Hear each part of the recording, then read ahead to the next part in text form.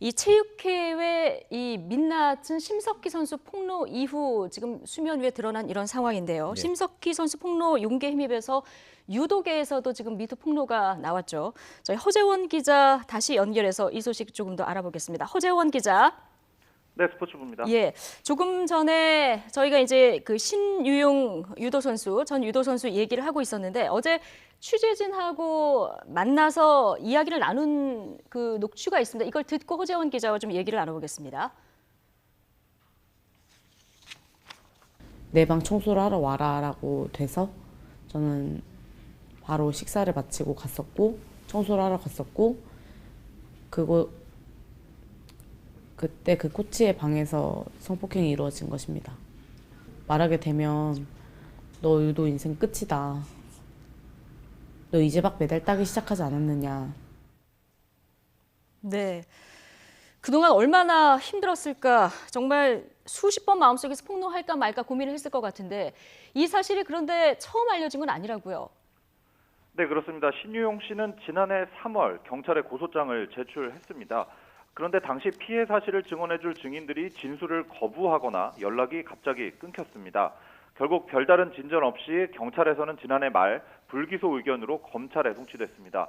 사건은 전주지방검찰청 군산지청이 넘겨받았는데요. 이 사건을 원점에서 철저하게 조사하겠다는 입장입니다. 신 씨는 국가대표의 꿈도 포기하고 평범한 대학생으로 돌아가 있습니다. 자신의 고백이 또 다른 체육계 성범죄 피해자들의 용기로 이어지길 바란다고 말했습니다. 네, 이에 대해서 대한유도회도 이번 주말 징계를 논의하겠다 이렇게 밝혔죠. 네, 이번 주 토요일에 이사회를 열어서 성폭행 혐의를 받는 전 코치 A씨를 영구 제명하는 징계 절차를 밟을 계획입니다. 아직 혐의가 입증된 건 아니지만 지도자가 미성년자와 부적절한 관계를 맺었다는 점 자체가 심각한 문제라는 판단입니다. 하지만 유도회는 이미 지난해 말에 이 사건을 파악했으면서도 아무런 징계 조치를 하지 않고 수수방관했다는 비난을 받고 있습니다. 가해자로 지목된 코치는 지금은 활동을 중단했지만 지난해까지 대한유도회 정식 지도자로 등록돼 있었습니다. 네. 뭐 이게 좀 소극적이고 답답한 태도는 유도뿐만 아니라 빙상도 뭐 마찬가지인데요. 빙상연맹이 조재범 전 코치에 대한 영구 제명 어제서야 확정을 했다고요?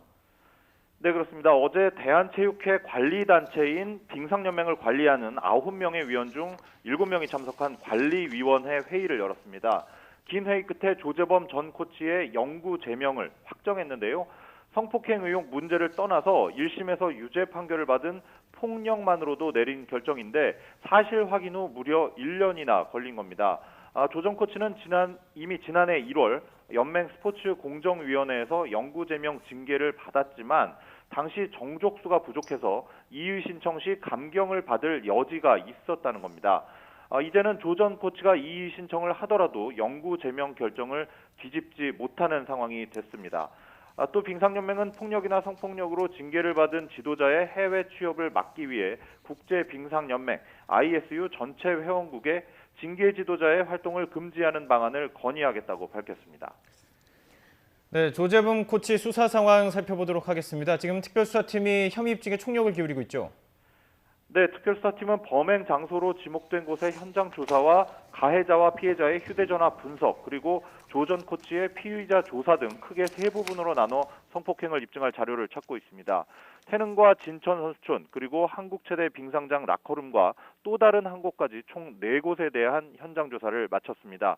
조 전 코치와 심석희 선수의 휴대폰 분석은 마무리 단계인 것으로 알려졌는데요. 주로 대화를 주고받은 텔레그램 어플리케이션이 보안성이 강하기 때문에 복원에 어려움을 겪고 있는 것으로 전해지고 있습니다.